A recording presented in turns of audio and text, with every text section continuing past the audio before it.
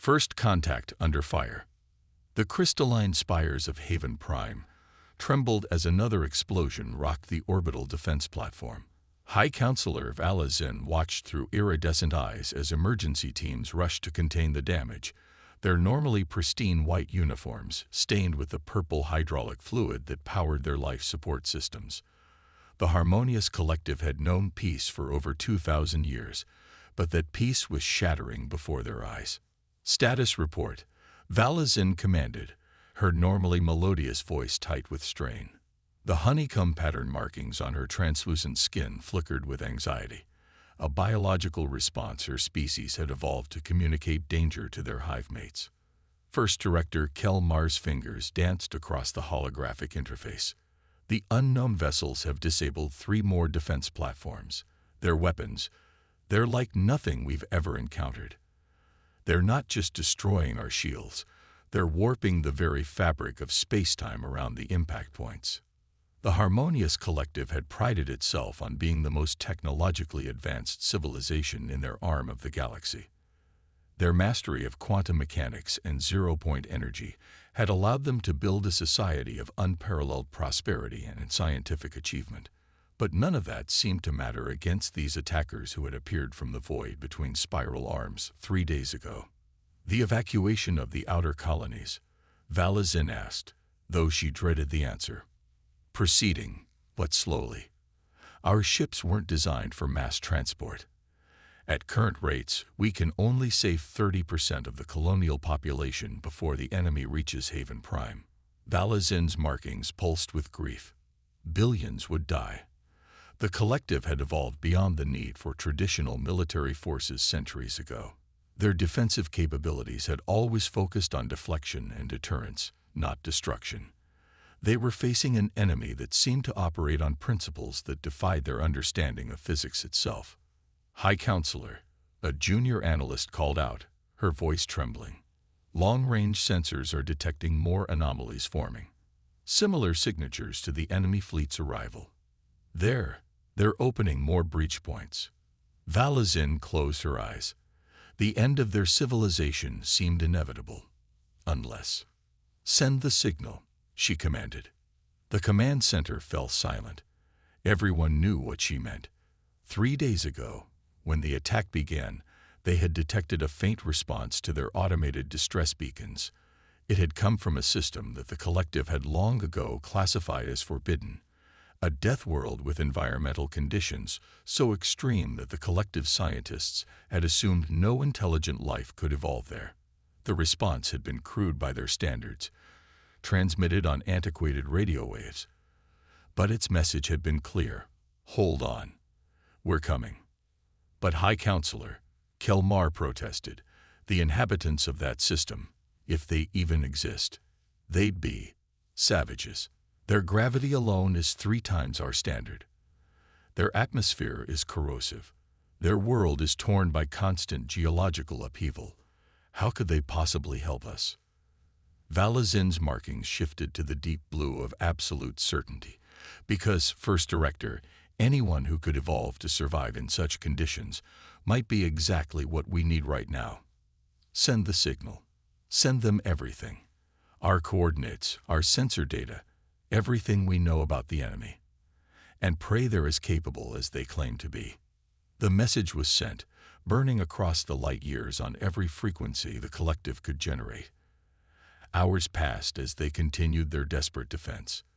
Then, just as another defense platform began to fall, their sensors detected new anomalies forming. But these were different from the enemy's breach points. These tiers in space flared with a distinctive energy signature, and through them came ships unlike anything the Collective had ever seen. They were ugly by Collective standards, brutal, utilitarian shapes of dark metal and ceramic composites.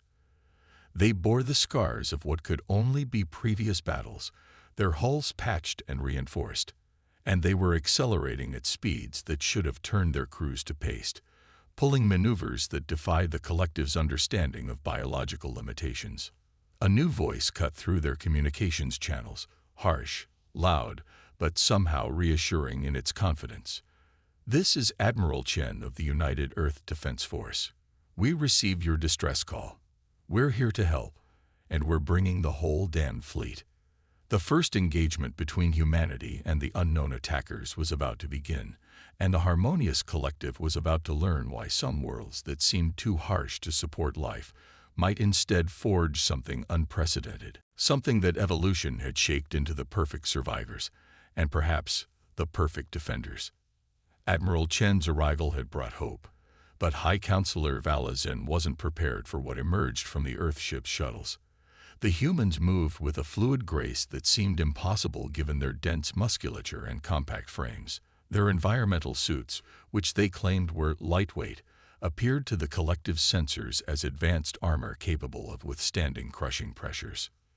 Your station's gravity is about a third of what we're used to, Admiral Chen explained, seeming to bounce slightly with each step. We've adjusted our suit compensators to help us move normally. He was shorter than most of the collective's members, but carried himself with the quiet confidence of a seasoned commander. The command center had been converted into a joint operations hub. Human tactical officers worked alongside collective analysts, their different approaches to problem-solving creating an unexpected synergy. The humans' holographic displays showed battle predictions using probability models that seemed crude to the collective, yet consistently proved accurate. The enemy's space-time distortion weapons operate on a principle we've seen before, Lieutenant Commander Ramirez explained, her dark eyes intense as she manipulated a tactical display. They're similar to the natural phenomena we deal with near the black hole clusters in Sector 7. We've developed countermeasures. Valazin watched in amazement as human ships executed maneuvers that should have killed their crews. The massive G-forces they endured would have liquefied any collective pilot, but the humans seemed to thrive on it. Their neural interfaces, while primitive by collective standards, allowed them to react with startling speed. Multiple breach points detected. A collective sensor operator announced, their markings pulsing with fear. The enemy fleet was emerging, their ships distorting space around them like ripples in a dark pond. Admiral Chen's response was immediate. Battle Group Alpha, execute Pattern Delta. Time to show them what ships built for heavy gravity can really do. The human vessels moved with surprising agility, their reinforced hulls designed to withstand pressures that would crush collective ships. The battle that followed redefined everything the collective understood about warfare. Human ships dove straight into the gravity distortions that the enemy created, using the warped space to slingshot themselves into firing positions. Their weapons were less advanced than the collectives but fired with devastating accuracy from positions their enemies never expected them to reach. They're adapting to our attack patterns, Ramirez noted, studying the enemy's movements. These aren't automated ships. There's intelligence behind their actions. A massive explosion lit up the tactical display as one of the enemy vessels detonated. The humans had managed to exploit a weakness in the space-time distortions, using their own ship's gravitational compensation systems to create a cascade failure in the enemy's weapons. High Counselor Chen turned to Valazin. We've got them on the defensive, but we need to know more about what we're fighting. Your sensors are more advanced than ours. Can you get us detailed scans of their ships now that we've disrupted their defensive fields?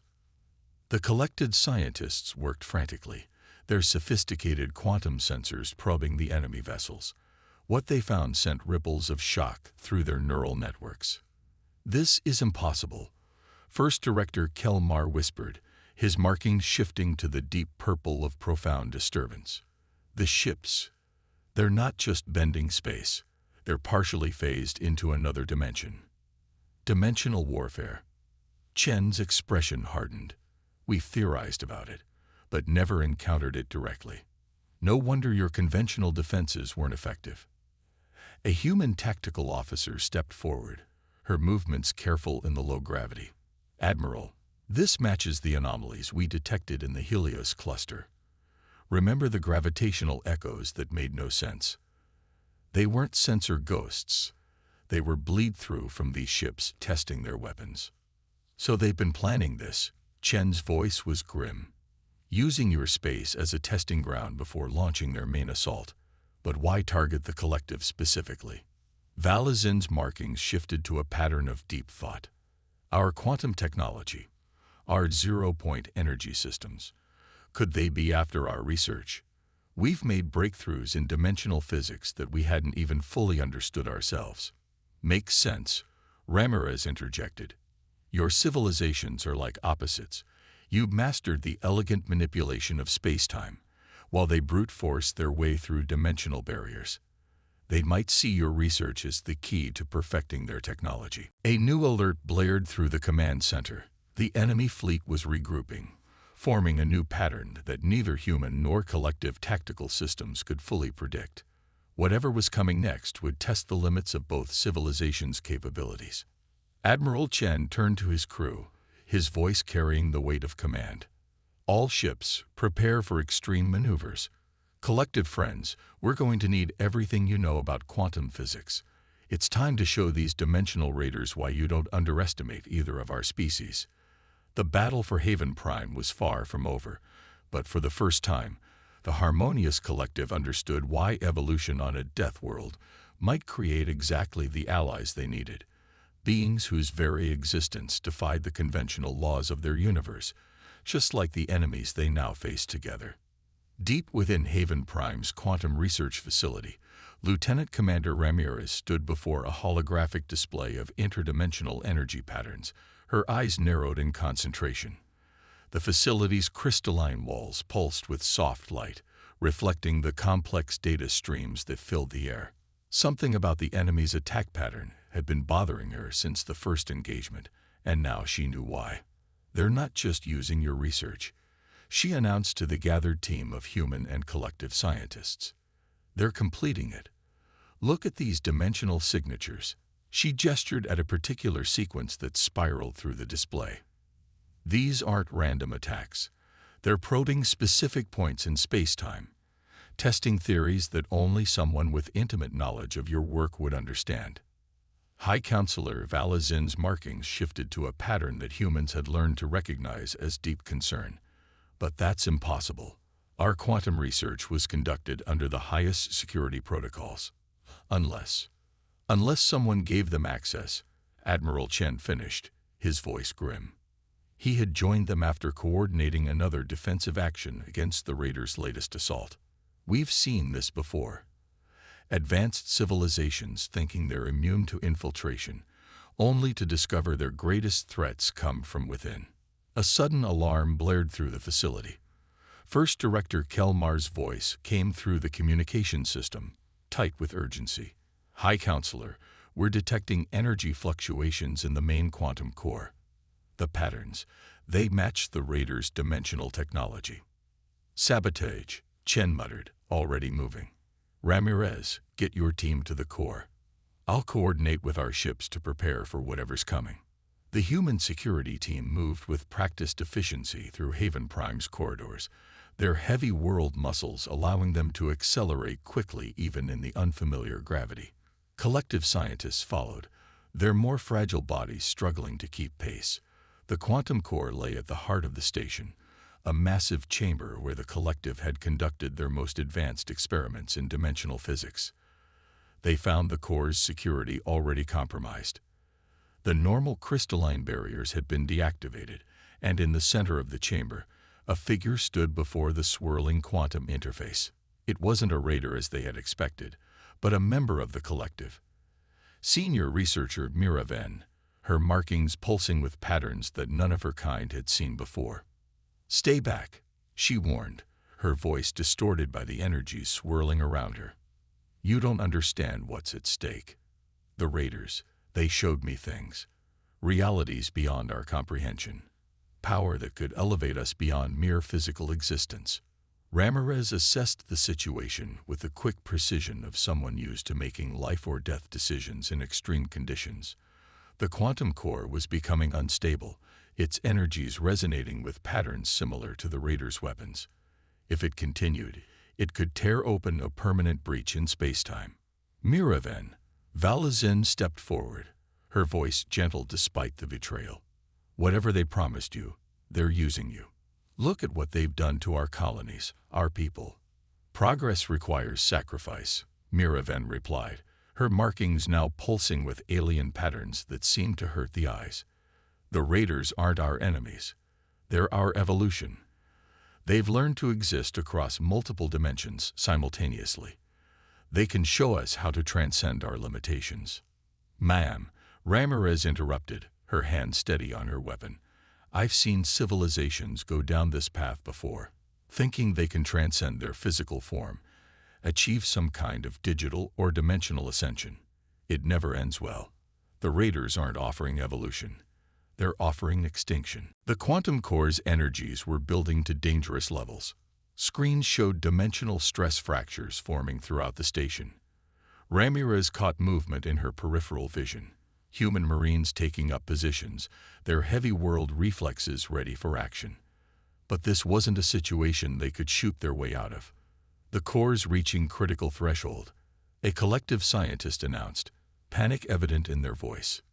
If it breaches, it'll create a cascade of dimensional ruptures. The whole sector could be pulled into interdimensional space. Ramirez's mind raced. The Raiders had clearly been planning this for years, using Miraven to complete the collective's research, waiting for the perfect moment to turn their own technology against them. But every technology had its limitations, its fundamental principles that couldn't be violated. The gravitational compensation systems, she suddenly said, an idea forming.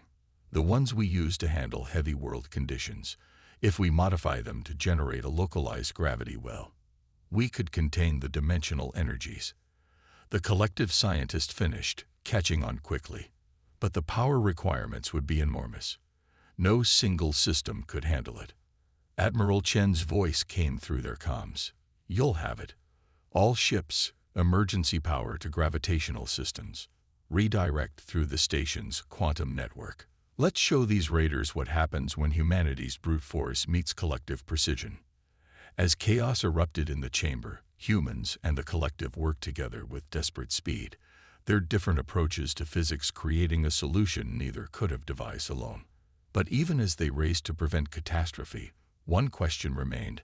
How deep did the Raiders' infiltration go? And what were they really after? The fate of Haven Prime hung in the balance, and with it, perhaps the future of both their civilizations. The quantum core's energies were building to dangerous levels. Screens showed dimensional stress fractures forming throughout the station. Ramirez caught movement in her peripheral vision. Human Marines taking up positions, their heavy world reflexes ready for action. But this wasn't a situation they could shoot their way out of. The core's reaching critical threshold, a collective scientist announced, panic evident in their voice. If it breaches, it'll create a cascade of dimensional ruptures. The whole sector could be pulled into interdimensional space. Ramirez's mind raced. The Raiders had clearly been planning this for years, using Miraven to complete the collective's research, waiting for the perfect moment to turn their own technology against them. But every technology had its limitations, its fundamental principles that couldn't be violated. The gravitational compensation systems, she suddenly said, an idea forming. The ones we use to handle heavy world conditions, if we modify them to generate a localized gravity well, we could contain the dimensional energies. The collective scientist finished, catching on quickly. But the power requirements would be enormous. No single system could handle it. Admiral Chen's voice came through their comms. You'll have it. All ships, emergency power to gravitational systems. Redirect through the station's quantum network. Let's show these Raiders what happens when humanity's brute force meets collective precision. As chaos erupted in the chamber, humans and the collective worked together with desperate speed, their different approaches to physics creating a solution neither could have devised alone. But even as they raced to prevent catastrophe, one question remained. How deep did the Raiders' infiltration go? And what were they really after? The fate of Haven Prime hung in the balance, and with it, perhaps the future of both their civilizations. The quantum core chamber had become a maelstrom of energies. Dimensional rifts sparked and crackled through the air as the combined human and collective team worked frantically to implement their desperate plan. The Raiders' fleet had begun a massive attack on Haven Prime's outer defenses, clearly aware that their infiltration had been discovered. Lieutenant Commander Ramirez stood at a makeshift control station, her environmental suit's systems straining against the dimensional distortions. "All ships reporting ready," she announced, voice tight with concentration. Gravitational compensation systems aligned and prepared for power transfer. Around her, collective scientists worked with inhuman speed through their neural interfaces, preparing their quantum network to channel the massive energies they were about to unleash. The chamber's crystalline walls groaned under the strain of competing gravitational forces. "You'll destroy everything we could become," Mira Ven shouted over the chaos, her form seeming to flicker between dimensions as the core's energies surged through her. The alien patterns in her markings had spread, making her barely recognizable as a member of the collective. Admiral Chen's voice cut through their comms. "Multiple breach points detected. The Raiders are making their final push. Whatever you're going to do it now." Ramirez glanced at the tactical display. The Raiders' ships were arranging themselves in a complex geometric pattern around the station. "They're not trying to destroy us," she realized suddenly. "This whole attack, they're using their ships to create a massive dimensional lens. They want to use our quantum core to punch a permanent hole between realities." High Counselor Valazin's markings pulsed with horror. The calculations, if they succeed, the dimensional breach would spread exponentially. Entire sectors of space would be drawn into the void between realities. "Initiating gravitational containment," Ramirez announced. The human fleet's engines screamed as they diverted every ounce of power to their compensation systems. The technology designed to help humans survive their heavy world was now being pushed far beyond its intended limits. The effect was immediate and violent. A visible wave of distorted space rippled through the chamber as dozens of heavy world gravitational fields converge. The collective's quantum network channeled and focused the effect, creating a complex web of gravitational forces around the destabilizing core. "It's not enough," a collective scientist called out in despair. "The dimensional energies are still building faster than we can contain them." Ramirez watched the readings with growing dread. They needed more power, more gravitational force, but they were already at the limits of what their technology could safely produce. "Unless—" "Safety protocols," she said suddenly. "The limiters on our gravitational systems, they're designed for sustained operation on Earth. If we disable them completely, the gravitational surge would tear your ships apart." Valazin protested. "Your crews wouldn't survive those forces." "We've trained for extreme conditions," Ramirez replied grimly. "And our ships are built tougher than you think." "Admiral." There was a moment of silence on the comm channel. Then, "Do it. All ships, disable gravitational safety protocols. Brace for maximum compression." Warning alarms blared throughout the human fleet as safeguards were systematically overridden. In the core chamber, Ramirez felt her suit's internal compensators struggling against the increasing pressure. Around her, the collective scientists watched in horror and amazement as the humans continued to function under conditions that should have been lethal. The chamber filled with a deep, resonant hum as the combined gravitational fields reached impossible strengths. The dimensional rifts began to collapse in on themselves, drawn inexorably toward the artificial gravity well they had created. Mira Ven screamed, a sound that echoed across multiple dimensions as her connection to the Raiders was severed. "Core containment at 60%, someone reported. 70, 80. Ramirez's vision began to blur at the edges. Even with their heavy world adaptations, the human crew was being pushed to their absolute limits. Blood roared in her ears as her body fought against forces that threatened to crush her despite her suit's protection. Through the haze of near unconsciousness, she saw new alerts flashing on her displays. The Raiders' ships were breaking formation, their careful geometric pattern disrupted by the unexpected gravitational assault. But something was happening to their dimensional technology, something none of their simulations had predicted.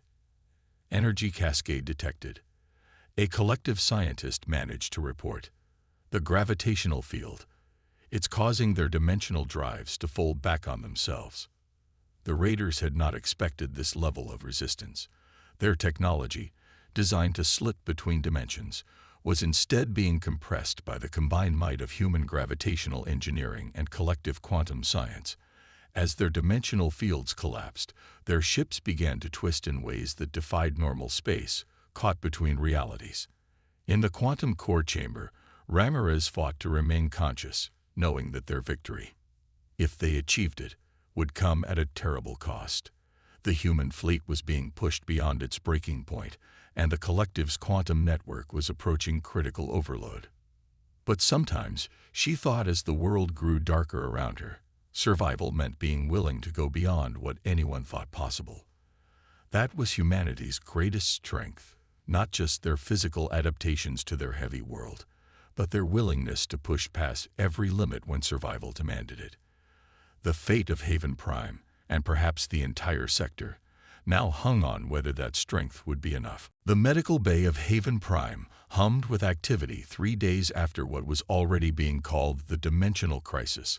Lieutenant Commander Ramirez sat on an examination bed, watching with mild amusement as collective medical technicians fussed over readings they still couldn't quite believe.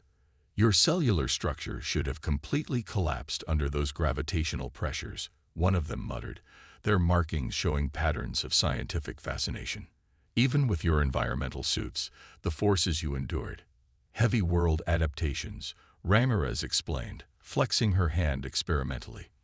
We evolved to handle up to 8 times standard gravity in emergencies. Though I'll admit, we pushed well beyond that during the containment procedure. The final moments of the crisis had become something of a blur. She remembered the overwhelming pressure as their ship's gravitational fields reached impossible strengths, the strange sight of the raiders' vessels twisting through dimensions as their technology backfired. And then, darkness. She'd woken up 2 days later to discover that their desperate gambit had worked better than anyone had anticipated. Admiral Chen entered the medical bay, moving carefully. Like all the human crew members, he was still recovering from the extreme stresses they'd endured. Good news, he announced. The last of the dimensional rifts have sealed themselves. The collective's quantum specialists say the space-time fabric is actually stronger now in those areas. Something about the gravitational compression, creating natural barriers against further breaches. And the raiders? Ramirez asked. Those that survived are trapped in what the collective calls dimensional null spaces, pockets of compressed space-time where their technology can't function. They won't be threatening anyone else's reality for a very long time. High Counselor Valazin arrived, her markings now showing the serene patterns of their species' natural state. The crisis had changed her, changed all of them really. The collective had been forced to confront not only their own vulnerability, but also their preconceptions about what constituted advanced civilization. We've completed our analysis of Miraven's records, she announced. The raiders had been planning this for decades. They saw our mastery of quantum physics as the key to perfecting their dimensional technology. What they didn't account for was humanity. Chen finished with a slight smile.